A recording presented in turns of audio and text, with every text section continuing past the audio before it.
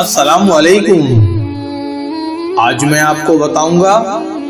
کبوتر کے پاؤں سرخ کیوں ہوتے ہیں اور کوا ہر وقت کیوں ڈرا ہوا رہتا ہے۔ طوفان نوح گزر جانے کے بعد جب حضرت نوح علیہ السلام کی کشتی جودی پہاڑ پر پہنچ کر ٹھہر گئی تو حضرت نوح علیہ السلام نے روئے زمین کی خبر لانے کے لیے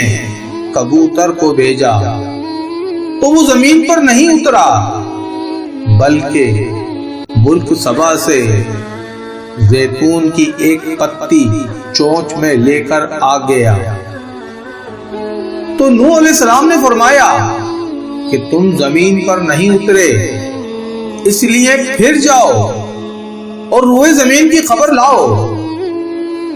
تو کبوتر دوبارہ روانہ ہوا اور مکہ مکرمہ میں حرم کعبہ کی زمین پر اترا اور دیکھ لیا کہ پانی زمین حرم سے ختم ہو چکا ہے اور سرخ رنگ کی مٹی ظاہر ہو گئی ہے۔ کبوتر کے دونوں پاؤں سرخ مٹی سے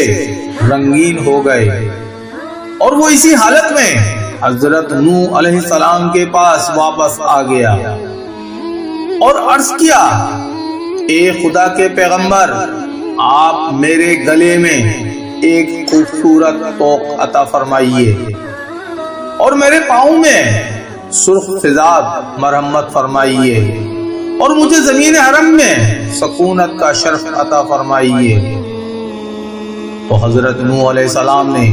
کبوتر کے سر پر دست شفقت پھیرا اور اس کے لیے دعا فرمائی کہ اس کے گلے میں دھاری کا ایک خوبصورت ہار پڑا رہے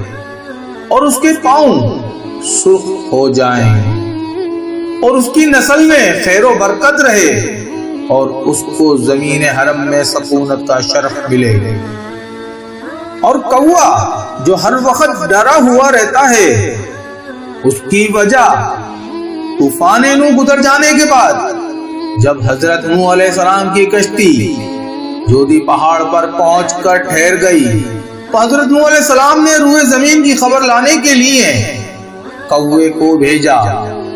تو وہ ایک مردار دیکھ کر اس پر گر پڑا اور واپس نہیں آیا۔ تو حضرت نوح علیہ السلام نے اس پر لعنت فرما دی اور اس کے لیے بد دعا فرما دی کہ وہ ہمیشہ خوف میں مبتلا رہے۔ میرے دوستوں اور عزیزوں، اگر آپ کو یہ ویڈیو پسند آئے تو لائک، شیئر اور سبسکرائب لازمی کریے گا۔